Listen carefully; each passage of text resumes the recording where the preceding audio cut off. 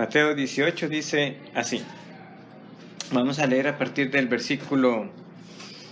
Bueno, el estudio va a ser a partir del versículo 8, pero vamos a leer igual los primeros 14 versículos para recordar un poquito lo que estudiamos la última vez. Dice así. En aquel tiempo, los discípulos vinieron a Jesús, diciendo, ¿quién es el mayor en el reino de los cielos?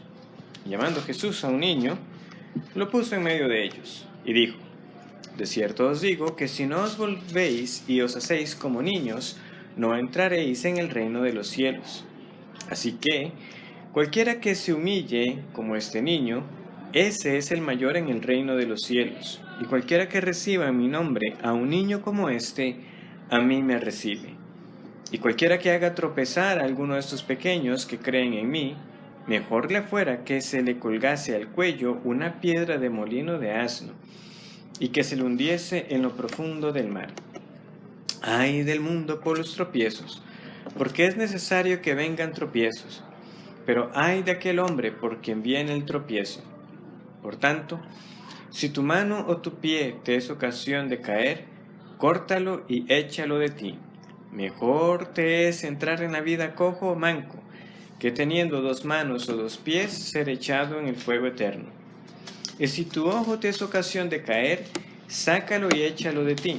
Mejor te es entrar con un solo ojo en la vida, que teniendo 2 ojos ser echado en el infierno de fuego. Mirad que no menospreciéis a uno de estos pequeños, porque os digo que sus ángeles en los cielos ven siempre el rostro de mi Padre que está en los cielos. Porque el Hijo del Hombre ha venido para salvar lo que se había perdido. ¿Qué os parece? Si un hombre tiene 100 ovejas y se descarría una de ellas, ¿no deja las 99 y va por los montes a buscar la que se había descarriado? Y si acontece que la encuentra, de cierto os digo que se regocija más por aquella que por las 99 que no se descarriaron. Así, no es la voluntad de vuestro Padre que está en los cielos que se pierda uno de estos pequeños. Muy bien, la vez pasada estudiamos los primeros 7 versículos. Como les mencionaba, todo el capítulo 18 está relacionado con aspectos en torno al perdón y la disciplina en la iglesia. Como luego veremos que también ese tema lo trata el Señor Jesucristo. Pero para considerar, a partir del versículo 15 que estudiaremos, ¿verdad? En la próxima ocasión que nos reunamos, cómo es que se debe perdonar a ese hermano, cómo es que funciona la reconciliación. El Señor primero nos está recordando el carácter de los que son del reino de los cielos. Cuando el Señor entonces dijo, ¿verdad?, que si no os hacéis como niños, les recuerdo, ¿verdad?, que ¿cuál era el punto? Hacerse como niños, el atributo o la característica que el Señor está destacando, ¿cuál es? La humildad, porque el versículo 4 dice, así que cualquiera que se humille como este niño. Y cuando está hablando de este convertirse como niño, vimos que estaba hablando de ¿qué? Del nuevo nacimiento. Porque dice que si no os hacéis como niños, no entraréis en el reino de los cielos. Y vimos que el Señor, con Nicodemo, habló palabras muy parecidas. ¿Verdad? De cierto os digo que si no naciereis de nuevo, no veréis el reino de Dios. Entonces, como les decía, podíamos hacer una pequeña equivalencia. Hacerse como niño, el Señor lo está equiparando con el nacer de nuevo. Y vimos entonces que el nuevo nacimiento va acompañado de humildad. Aquel que ha nacido de nuevo, aquel que es un niño en el reino de los cielos, un niño independientemente de su edad, así sea literalmente un niño o un adulto, pero aquel que es como un niño en el reino de los cielos es una persona entonces humilde. Pero el Señor estima mucho a los que son los suyos. Por eso vimos esta amonestación tan severa. Quien haga tropezar a un niño, a uno de estos del reino de los cielos, el Señor dice, mejor es que se tirara al mar con una de esas piedras de molino. Ahí vimos la imagen rápidamente, ahora claramente una piedra muy pesada, no había forma de salir. Y vimos entonces cuán serio es el yo provocar que alguien peque contra el Señor.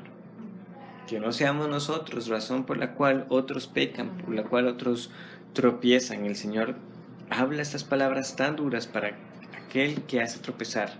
Dice el Señor, habrán tropiezos, pero hay de aquel que es el instrumento para que ese tropiezo ocurra. Debemos temer entonces cuando intencionalmente queremos hacer a alguien partícipe de un pecado en cualquier área. ¿Por qué? Porque eso no es lo que hacen los que son del reino de los cielos. Ahora, no se trata así a un hermano en la fe de manera tan ruin, ¿verdad? De quererle ver postrado, destruido, agobiado por el pecado. Más bien vemos que el Señor a partir del versículo 8 está diciendo eso. Antes que ser instrumento en la vida de otra persona para que peque, más bien usted mismo está en una batalla constante contra su propio pecado. Por eso el Señor dice, por tanto. Los por tanto, ¿verdad? Son cláusulas lógicas, están uniendo lo que el Señor ha dicho anteriormente.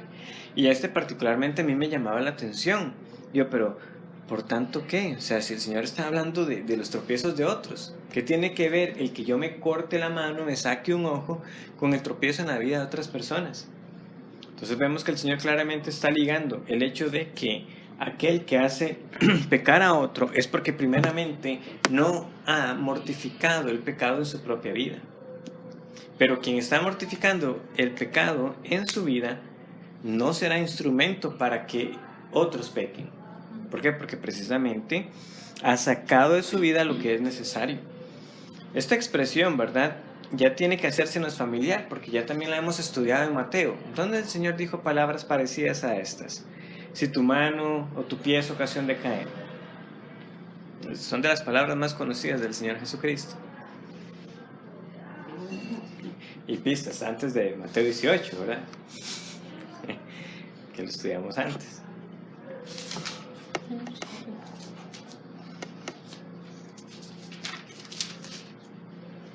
No sé, no recuerdo. Por tanto, si tu mano o tu pie te es ocasión de caer. No son exactamente las mismas palabras, pero sí muy parecidas. ¿Dónde? ¿Cuándo el Señor dijo eso?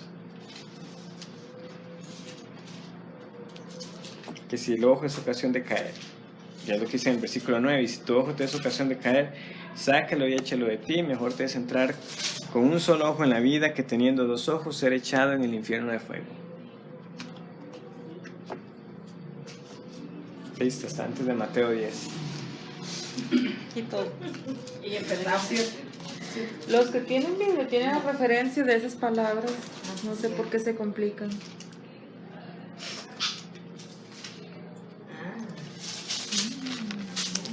Es el sermón del monte. Vamos a Mateo capítulo 5. En Mateo 5, versículo 27 dice: oísteis que fue dicho, no cometeréis adulterio, pero yo os digo que cualquiera que mira a una mujer para codiciarla ya adulteró con ella en su corazón. Por tanto, si tu ojo derecho te es ocasión de caer, sácalo y échalo de ti, pues mejor es que se pierda uno de tus miembros, sino que todo tu cuerpo te sea echado en el infierno. Y si tu mano derecha te es ocasión de caer, córtala y échala de ti, pues mejor es que se pierda uno de tus miembros, sino que todo tu cuerpo sea echado al infierno. Son similares, no son idénticas, pero sí muy parecidas, ¿verdad? Y por lo tanto el punto también es muy parecido. Claramente en el caso del adulterio que el Señor estaba tratando en el Sermón del Monte, Él estaba contestando a la mala enseñanza rabínica, para donde habían limitado básicamente el adulterio al acto como tal. Pero el Señor está diciendo, no, eso es algo del corazón. Si usted ya miró para codiciar, eso es adulterio. Claro, no va a ser lo mismo el cometerlo físicamente en cuanto a gravedad, pero que es pecado. ¿Y cuán serio es ese pecado? Bueno, tan serio que el Señor está diciendo que mejor le fuera cortarse el ojo, sacarse el ojo y no ser echado ¿a dónde? Al infierno. Es decir, es suficiente para condenarlo. Solamente de mirada, la codicia. Pero no cualquier codicia, en este caso la codicia de la mujer de mi prójimo, una mujer que no me pertenece. Entonces el Señor vemos que aunque ahora está ampliando el contexto, son palabras similares, que no está diciendo que la solución sea literalmente sacarse el ojo y cortarse la mano o el pie. Ahora, ¿por qué? No simplemente porque es que las palabras se nos hagan muy, muy difíciles, ¿verdad? Porque, o sea, si el Señor está hablando literalmente, es una petición, ¿verdad?, de alta demanda. Sin embargo, nosotros no andamos en la calle viendo personas que anden literalmente, ¿verdad? Mira, sí, ese es del Señor porque anda tuerto, ¿verdad? Ese no es el punto. ¿Por qué? Porque no lidia con la principal fuente del pecado, que es el corazón. Usted podrá sacarse los ojos, podrá cortarse las manos, podrá cortarse los pies y va a caer en la triste realidad, va a caer en cuenta de la triste realidad de que el pecado está en usted mismo, independientemente de que sea ciego, manco o cojo. Entonces, quien codicia, codiciará, aunque no pueda ver. Es así. Sin embargo, el Señor sí nos está hablando del grado de determinación que uno debe tener a la hora de luchar contra el pecado. Debería ser como si usted estuviera dispuesto a cortarse literalmente la mano, un pie o sacarse el ojo. Sin embargo, muchas veces no peleamos así contra el pecado. En algunos lados porque no se habla en sí mismo de mortificar el pecado, y en otras partes, ¿por qué? Porque sencillamente ven como esto, no, es que eso ya es muy radical, es que eso es el legalismo. Para quienes han escuchado un poco los principios que a veces buscamos transmitir en el curso de Libertad por la Pureza, es precisamente el hecho de amputar radicalmente de nuestras vidas lo que nos hace pecar. No es cortarse la mano, no es sacarse el ojo. Son cosas como, corte la comunicación con esa persona. Si tiene que cerrar un perfil de una red social, cierre ese perfil. Si tiene que sacar el tele del cuarto, sáquelo del cuarto. Si tiene que cancelar el internet, lo cancela. No, pero ¿por qué hay que ir tan lejos? No, es que el Señor está diciendo, esté dispuesto a, porque mejor es quedarse ciego, cojo, manco, que ser echado todo su cuerpo en el lago de fuego, en el infierno. O sea, mejor es entrar con un solo ojo en la vida, obviamente la vida eterna, que teniendo dos ojos ser echado en el infierno de fuego. Entonces, alguien que lucha con esa determinación contra el pecado, claramente, sabiendo lo férrea que es esta lucha, no va a hacer que otro peque. O sea, ¿cómo le va a poner tropiezo a un hermano cuando yo mismo sé lo que en mi vida es estar luchando diariamente con el pecado de esta manera? Y eso es lo que debemos entender.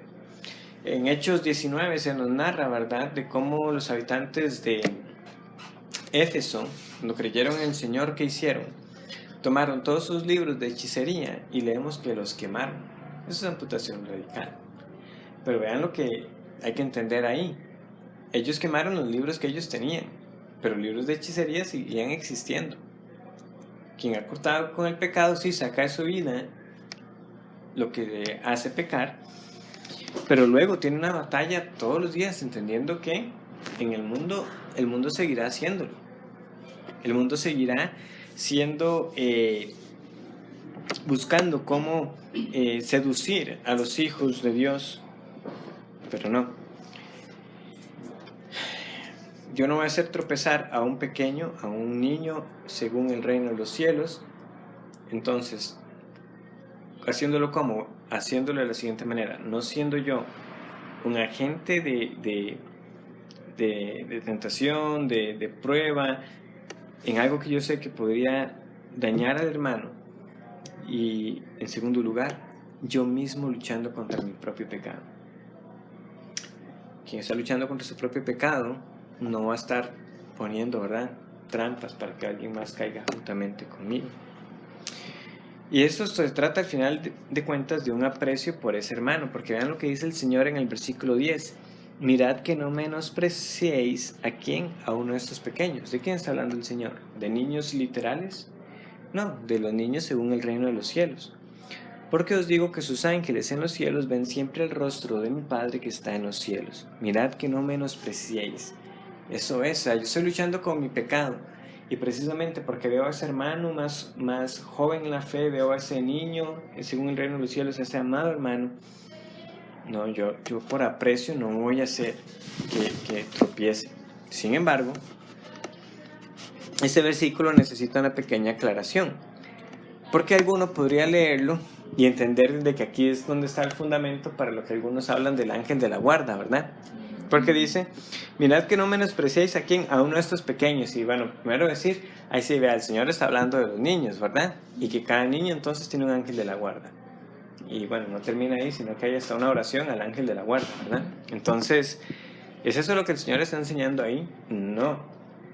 Ahora, pero sí está enseñando algo que también es sorprendente, y es el hecho de que el Señor nos cuida. Y yo tengo que decirlo así, el Señor nos cuida en ocasiones a través de estos seres que no vemos, nos cuida a través de ángeles. Lo que la Biblia no enseña es que uno tenga como un ángel asignado. Hace un tiempo había conocido a una persona que hasta le tenía nombre. Y yo, o sea, usted le habla, sí, le habla, es que tengo un ángel de la guardia. Y bueno, no creo que eso sea lo que la Biblia enseña, ¿verdad? Entonces le mostré algunos pasajes. Pero ha sido una enseñanza difundida. De nuevo, nos muestra cuán fácil el hombre siempre es para creer en cualquier otra cosa, menos lo que está en la Biblia. Pero sí, el Señor tiene cuidado de nosotros, ¿verdad? Que el domingo cantábamos este cántico basado en el Salmo 34, ¿verdad? Que el ángel de Jehová acampa alrededor de los que le temen y los defiende. Ahora, claro, está el ángel de Jehová, en singular, que es el Señor mismo antes de su encarnación, que cuidaba al pueblo. Pero hay muchos otros relatos que nos muestran cómo el Señor hace de los ángeles, ¿qué? Sus ministros para servirnos a nosotros. Y como muchas veces iban con mensajes, ¿verdad? Cuando, por ejemplo, se le revelaron a María, o las distintas revelaciones que también tenemos en el Antiguo Testamento. Sabemos que el Señor envió también ángeles, ¿verdad? En la destrucción de Sodoma y Gomorra. En fin, el punto es, el Señor cuida de nosotros y también lo hace en parte a través de, porque Él usa medios, por medio de los ángeles. Pero lo más importante es, en este relato, es acerca de cómo cuida el Señor a los pequeños y por qué debemos cuidarlos nosotros. ¿Por qué? Porque es lo que Él mismo hace y comparte,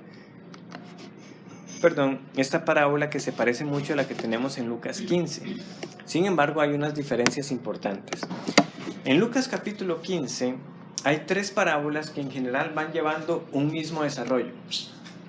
Aparte de esta de la oveja perdida, sin ver, ¿alguien sabe cuáles son las otras 2 parábolas de Lucas 15? Que siguen una línea similar de algo que se pierde y es encontrado. La del tesoro escondido. La moneda perdida. ¿Y la otra? Más famosa. La del hijo pródigo. La del hijo pródigo. Sí. La parábola del padre y los 2 hijos. Entonces, el Señor está respondiendo precisamente a algo que ocurre, simplemente para que veamos el contraste, porque hay similitud, pero hay unas pequeñas diferencias que son las que obviamente vamos a estudiar, las de Mateo, que es donde estamos. Pero vean lo que dice Lucas 15:1, dice: se acercaban a Jesús todos los publicanos y pecadores para oírle. ¿Y qué decían los fariseos? Y los fariseos y los escribas murmuraban, diciendo: este a los pecadores recibe y con ellos come. Y entonces les refirió una parábola. Era diciendo: ¿qué hombre de vosotros, teniendo 100 ovejas, si pierde una de ellas, no deja las 99 en el desierto y va tras la que se perdió hasta encontrarla? Y cuando la encuentra, la pone sobre sus hombros gozosos. Y al llegar a su casa, reúne a sus amigos y vecinos, diciéndoles: gozaos conmigo, porque he encontrado mi oveja que se había perdido. Os digo que así habrá más gozo en el cielo por un pecador que se arrepiente, que por 99 justos que no necesitan de arrepentimiento. Pero en Mateo 18 lo que estamos leyendo es lo siguiente. Versículo 11. Porque el Hijo del Hombre ha venido para salvar lo que se había perdido. ¿Qué os parece? Si un hombre tiene 100 ovejas y se descarría una de ellas, no deja las 99 y va por los montes a buscar la que se había descarriado. Y si acontece que la encuentra, de cierto os digo que se regocija más por aquella que por las 99 que no se descarriaron. Así no es la voluntad de vuestro Padre que está en los cielos que se pierda uno de estos pequeños. En Lucas 15, ¿cuál es el punto principal de que está hablando el Señor? ¿De qué lo acusaban? De que comía con publicanos y pecadores. Pero aquí, ¿quiénes son las ovejas? Él está hablando de los pequeños. Es decir, en Lucas capítulo 15, el énfasis, aunque la imagen es muy parecida, el Señor lo que está diciendo es, hay 99 justos que no necesitan de arrepentimiento. ¿Quiénes son? Claramente son los fariseos. No que los fariseos no tenían que arrepentirse, es que ellos creían que no tenían que arrepentirse. Entonces, esos son esos 99 aparentemente justos. ¿Y la oveja perdida quién es? Es un pecador. Pero el Señor dice, yo vengo en rescate de esos, aquellos que son precisamente los menospreciados. Y nos dice que hay gozo en los cielos, y esta idea también del gozo sigue estando presente, porque dice, y se regocija más por aquella que por las 99.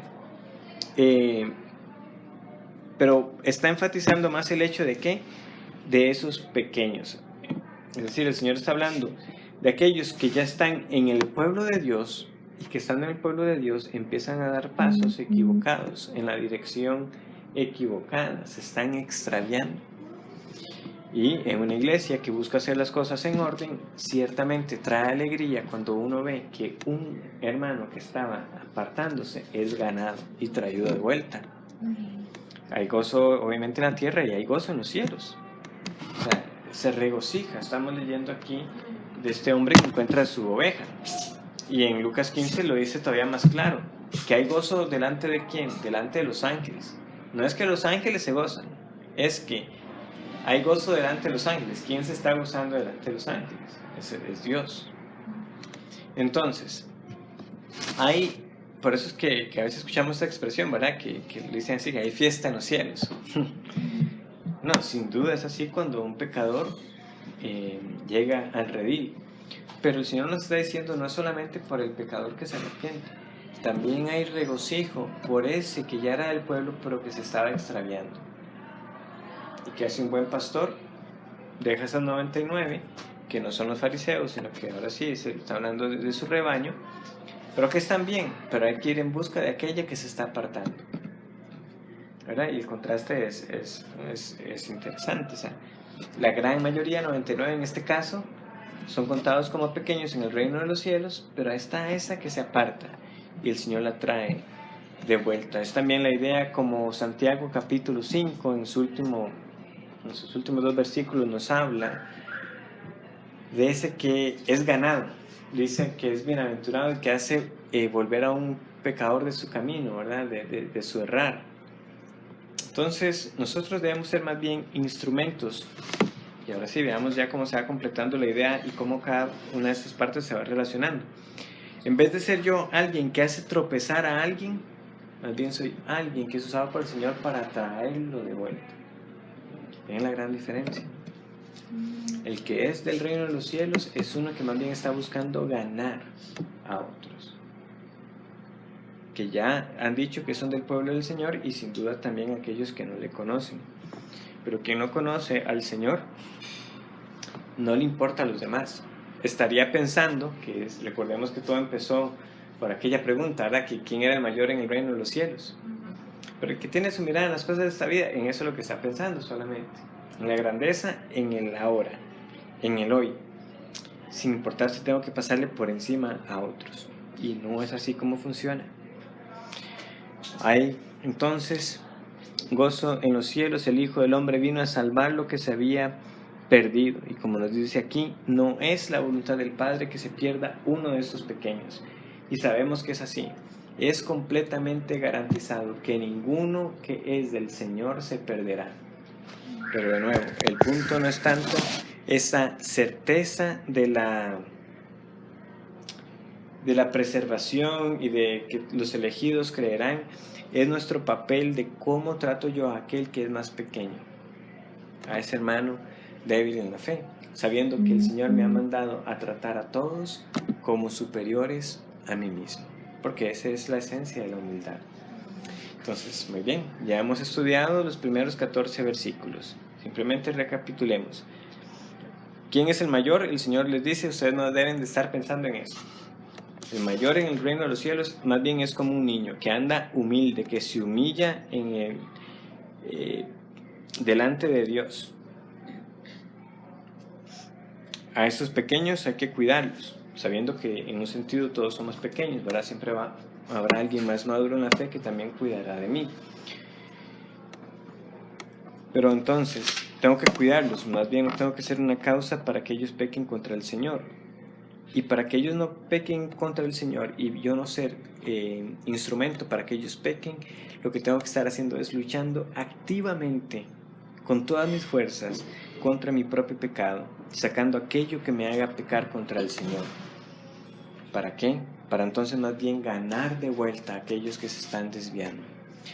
Y esa alegría de ver a alguien volver se multiplica cuando yo entonces considero que también en los cielos está viendo esa alegría de ver a uno de estos pequeños, a una de esas ovejas, estar donde tiene que estar.